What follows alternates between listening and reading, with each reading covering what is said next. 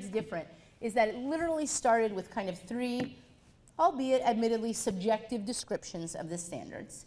And so there are a lot of mathematicians, particularly out there in the world, who always tell me I shouldn't describe the standards this way. I think it's helpful. First of all, in order for standards to drive instruction, they had to be fewer in number.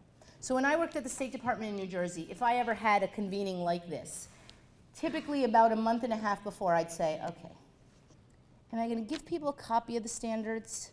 Like, do I have enough money in my budget to order that really big paper, figure out which printer in the department is able to handle that really big paper, and just the sheer volume of the document, you know, communicated significantly. And when we were going through the standards, you know, adoption consideration in our state, I remember, you know, going to a meeting with a group of teachers and saying, okay, I'm going to give them a grade level of standards in math.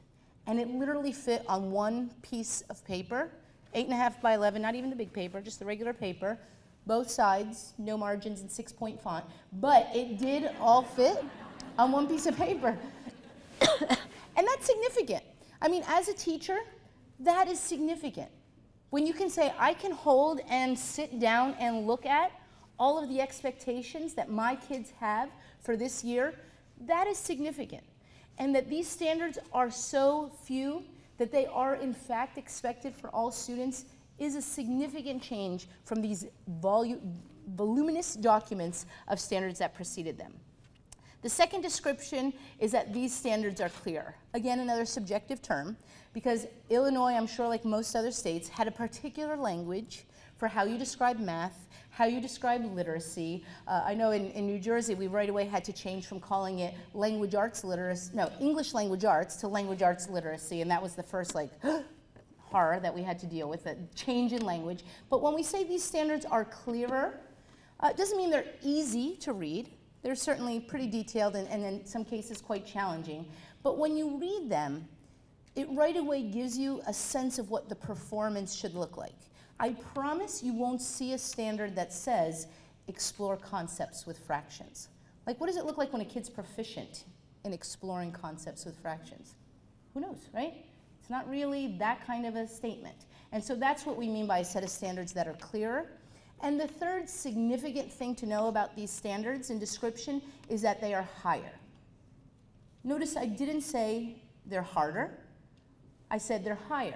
So we're not talking about a set of standards that is requiring our second graders to solve calculus equations and to read War and Peace. That would be harder, stupid, but harder. And these are, in fact, a set of standards that are higher. So let's all remind ourselves that education didn't invent the concept of having standards. There are many industries out there that have standards. And can you imagine going to Home Depot, whatever, buying an appliance, and it said, meet standards, safety standards. And you think, some of the standards, some of the time, most of the time. What it in fact means to have high standards is when it is expected, when it is declared, it is in fact expected. So in the third grade in math again, we have a standard in the Common Core that says students will be able to fluently multiply within 100. It's in there.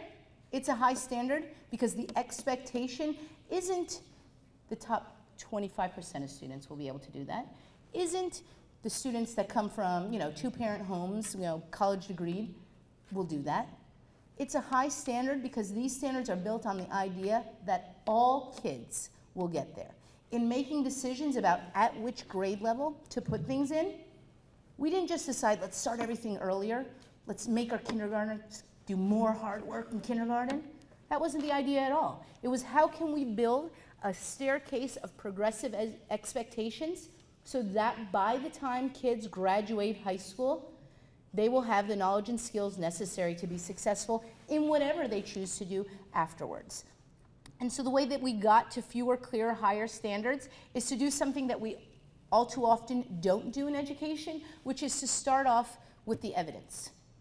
In order to get to fewer standards, we needed to do more than just have, you know, the typical, I know at least the way we used to develop standards in New Jersey. You bring together stakeholder groups, people who you like and people who speak to the press, And you ask them to kind of have conversations about, so what do you think should be in the standards? And what do you think should be in the standards? You know, what's your experience tell you? What kind of platform lobbying perspective are you going to take? And listen, we only have until 3 o'clock today.